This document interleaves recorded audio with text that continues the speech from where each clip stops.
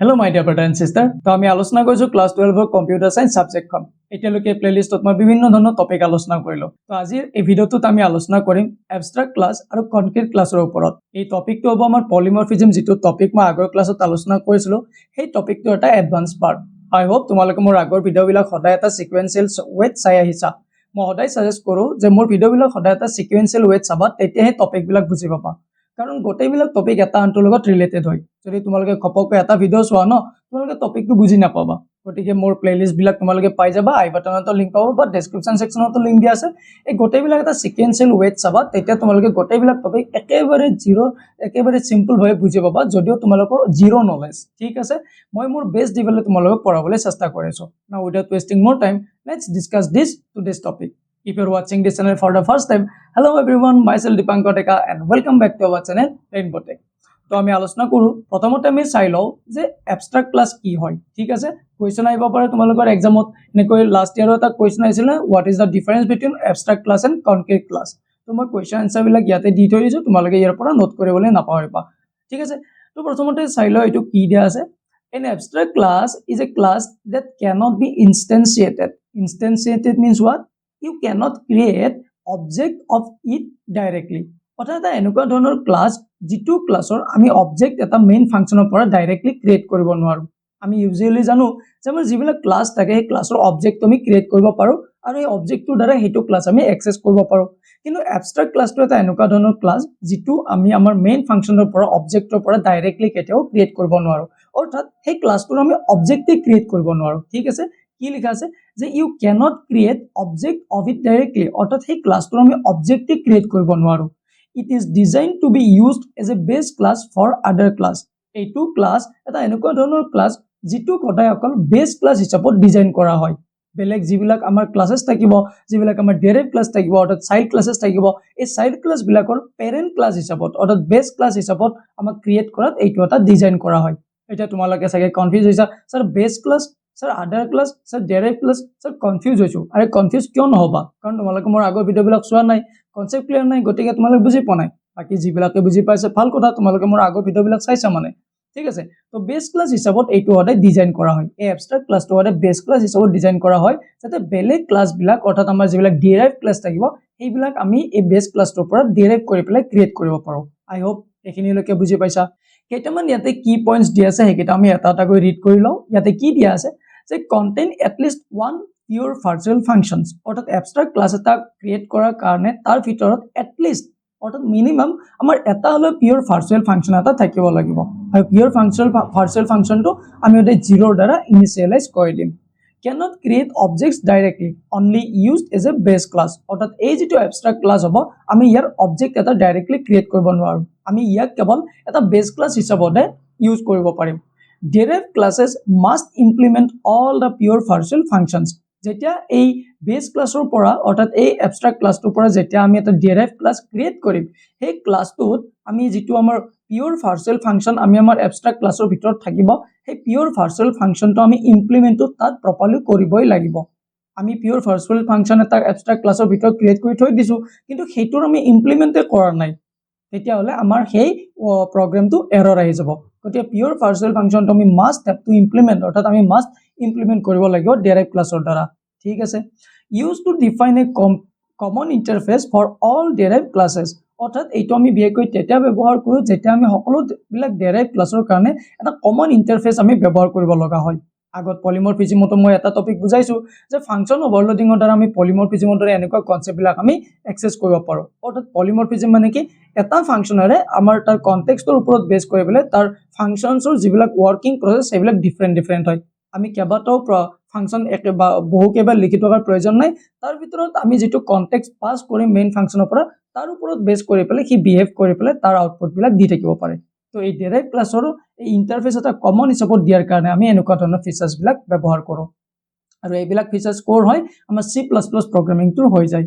provides a blueprint that all sub classes must follow, অৰ্থাৎ সকলোবিলাক sub ক্লাসে যাতে ফলো কৰে তাৰ কাৰণে আমি এটা ব্লুপ্ৰিন্ট হিচাপত আমাক এই এবষ্ট্ৰাক্ট ক্লাসটো ব্যৱহাৰ কৰো। অৰ্থাৎ এবষ্ট্ৰাক্ট ক্লাসে আমাক ব্লুপ্ৰিন্ট এটা প্ৰভাইড কৰাত হেল্প কৰে। এখিনিলৈকে বুজি পাইছা। এতিয়া আমি চাই লওঁ এই এবষ্ট্ৰাক্ট ক্লাসৰ সিনট্যাক্সটো, এটা এক্সাম্পল আমি আলোচনা কৰিম। Syntax of pure virtual functions makes a class abstract, অৰ্থাৎ এটা পিওৰ ভাৰ্চুৱেল ফাংচন যেতিয়া আমাৰ এটা ক্লাছৰ ভিতৰত থাকিব সেইটো সদায় আমাৰ সেই ক্লাছটোৱে কি কৰিব এটা এবষ্ট্ৰাক্ট ক্লাছ হিচাপত আমাক মেনশ্যন কৰাত হেল্প কৰিব অৰ্থাৎ যিটো ক্লাছৰ ভিতৰত আমি পিওৰ ভাৰ্চুৱেল ফাংচন এটা ক্ৰিয়েট কৰিম তো সেই ক্লাছটোক আমাৰ এটা পিওৰ ভাৰ্চুৱেল ফাংচন বুলি বুজা যাব ঠিক আছে তো পিওৰ ভাৰ্চুৱেল ফাংচন ক্ৰিয়েট কৰাৰ কাৰণে আমাৰ এইটো এটা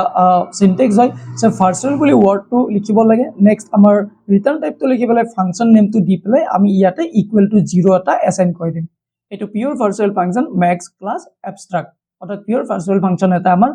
ক্লাছ এটা এবষ্ট্ৰাক্ট কৰিব I hope এখিনিলৈকে বুজি পাইছা তোমালোকে now it is the time to discuss one প্ৰগ্ৰামৰ দ্বাৰা আমি গোটেইবিলাক বস্তু বুজি পাম তো আজি মই ইয়াতে এটা প্ৰগ্ৰাম ধুনীয়াকৈ তোমালোকৰ আগত এটা ধুনীয়াকৈ প্ৰগ্ৰামটো মই তোমালোকক বুজাই দিম so give your attention okay just আৰু অকণমান টাইম attention দিয়া গোটেইবিলাক বস্তু বুজি পাবা আমি ইয়াতে প্ৰথমতে আমি চাব যাওঁ এই এবষ্ট্ৰাক্ট ক্লাছ টপিকটো বুজাৰ আগত আমি ইয়াতে কি প্ৰগ্ৰাম কৰিবলৈ গৈছো মই কৈ আছো না আমি এটা প্ৰগ্ৰাম কৰিম সেই প্ৰগ্ৰামটো কি হ'ব এটা এৰিয়া অৰ্থাৎ সাৰ্কুলাৰ এৰিয়া এটা আমি কাউন্ট কৰিম ঠিক আছে সাৰ্কুলাৰ এৰিয়া কাউন্ট কৰাৰ কাৰণে আমাৰ ফৰ্মুলাটো কি হয় জানা নে নাজানা কি হয় এৰিয়া এটা কাউন্ট কৰাৰ কাৰণে আমাৰ ফৰ্মুলাটো হৈছে যে পাই r স্কয়াৰ এইটো আমাৰ ফৰ্মুলা হয় না নহয় তো এইটো ফৰ্মুলা ব্যৱহাৰ কৰি আমি সাৰ্কুলাৰ এৰিয়া এটা কাউন্ট কৰিম তো তাৰ কাৰণে এই এবষ্ট্ৰাক্ট ক্লাছ নামৰ কনসেপ্টটো ব্যৱহাৰ কৰি আমি এটা ধুনীয়াকৈ এটা প্ৰগ্ৰাম লিখিম হ'ব কোৱেশ্চনটো বুজি পাইছা ব্যাক কৰি পেলাই চোৱা তোমালোকে এটা আমি প্ৰগ্ৰামটো বুজিবলৈ চেষ্টা কৰো মই ইয়াতে আজি বাৰু এই প্ৰগ্ৰামটো প্ৰেক্টিকেল কৰি নি দিও তোমালোকে বুজি পাবা স্ক্ৰিনশ্বট লৈ থৈ দিয়া মই বুজাই দি আছো তোমালোকক ওকে মই এনেকুৱা নহয় যে প্ৰেক্টিকেল কৰা উঠে বুজি নাপাবা মই কৈ দিলেও তোমালোকে বুজি পাবা জাস্ট তোমালোকে এইটো এটেনশন দিয়া স্ক্ৰিনশ্বট এটা থৈ দিয়া বা কপিত লিখি লোৱা কাৰণ এনেকুৱা ধৰণৰ প্ৰগ্ৰামো লিখিব দিয়ে তোমালোকৰ ল্যাবত গৈ পেলাই প্ৰেক্টিস কৰিবা প্ৰথমতে ইয়াতে কি কৈছো তোমালোকে চাই লও মই ইয়াতে এটা হেডাৰ ফাইলটো লৈ লৈছো যে has include iostream.h এইটো আমি ল'ব লাগিব using namespace std অৰ্থাৎ এইটো আমি স্ট্যান্ডাৰ্ড ইনপুট আউটপুট লাইব্ৰেৰীটো ইনষ্টাৰ্ট কৰাৰ কাৰণে আমি নেমস্পেচটো লৈ লৈছো তাৰ পিছত মই ইয়াতে এটা ক্লাছ ক্ৰিয়েট কৰিছো ক্লাছ shape বুলি ইয়াতে এটা ক্লাছ ক্ৰিয়েট কৰিছো shape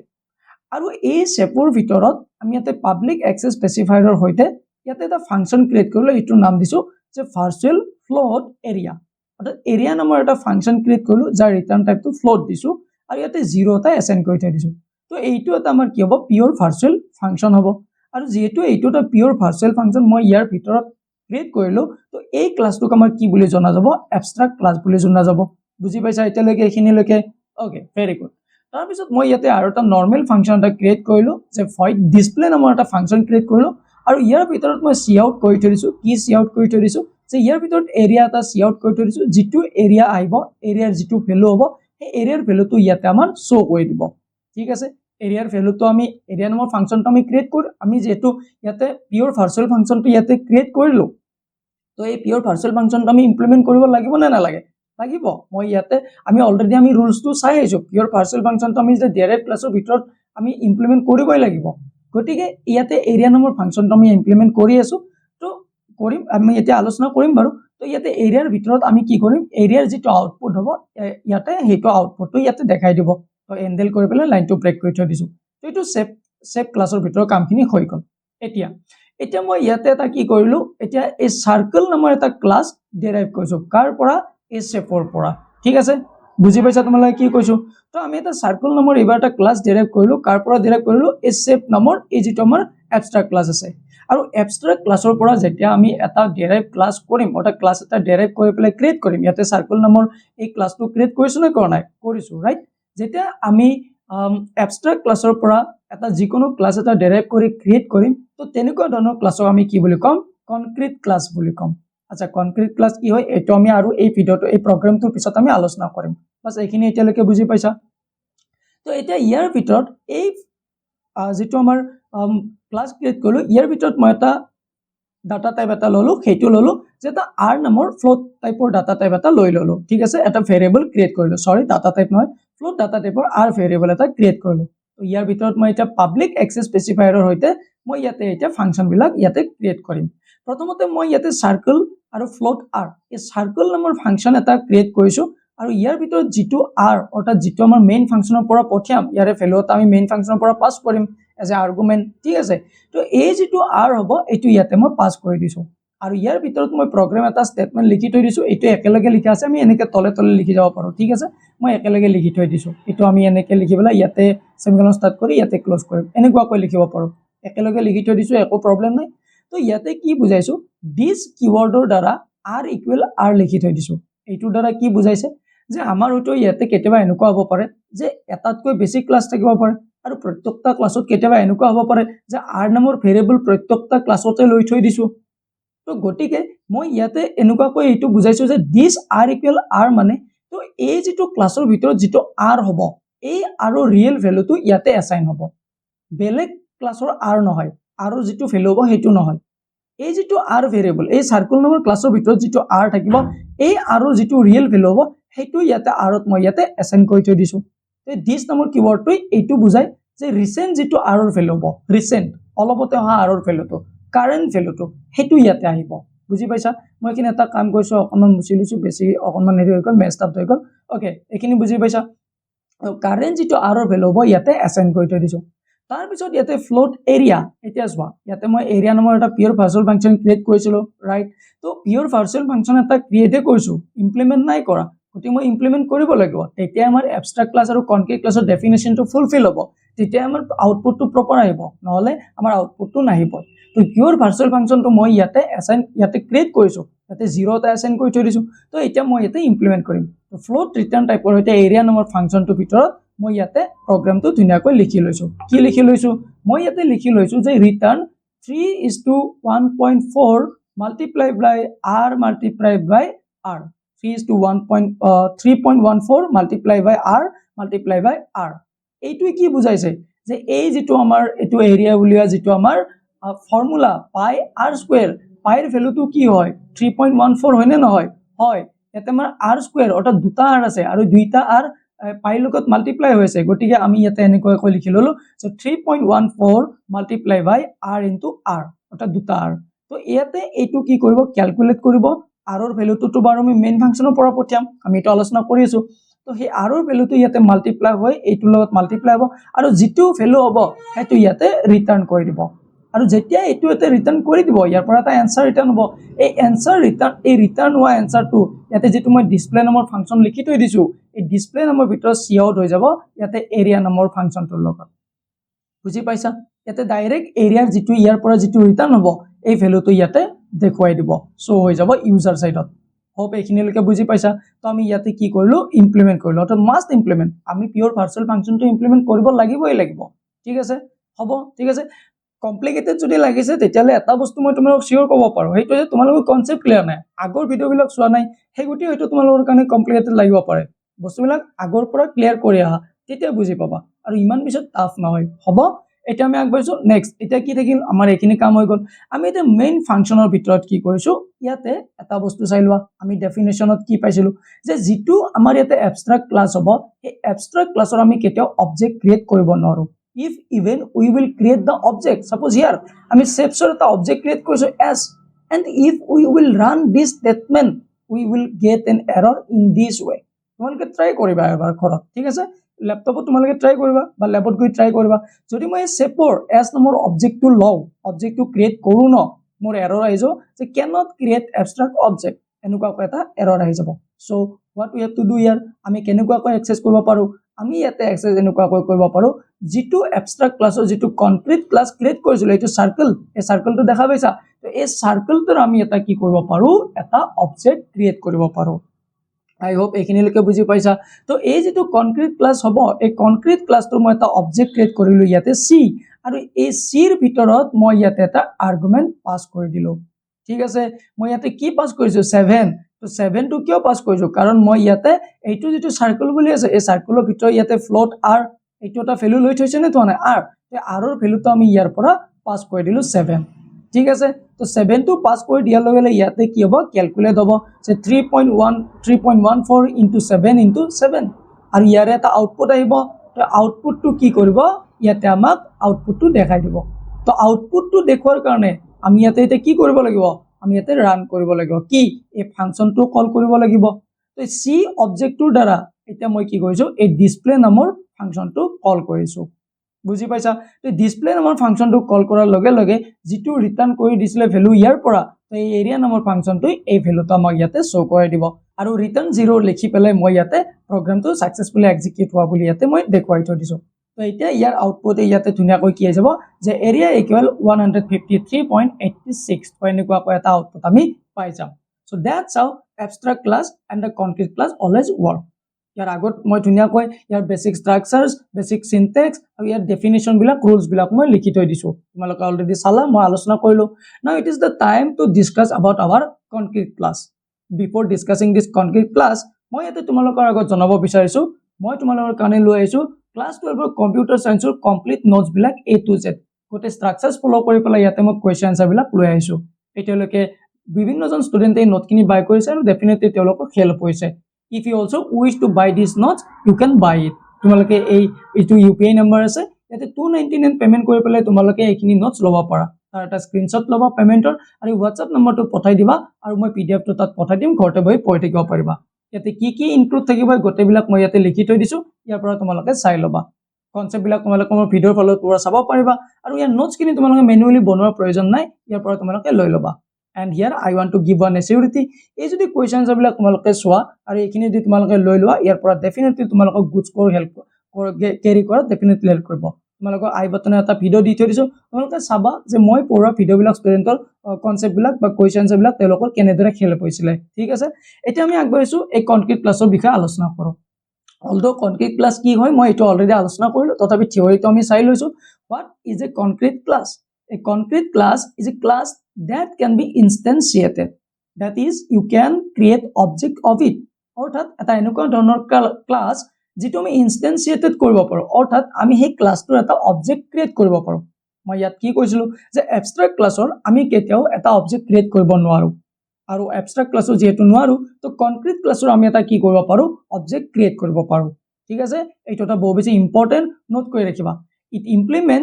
implements all functions including any inherited pure partial functions আৰু ই কি কৰে বিভিন্ন ধৰণৰ ফাংচন বিলাক অৰ্থাৎ সকলো বিলাক ফাংচন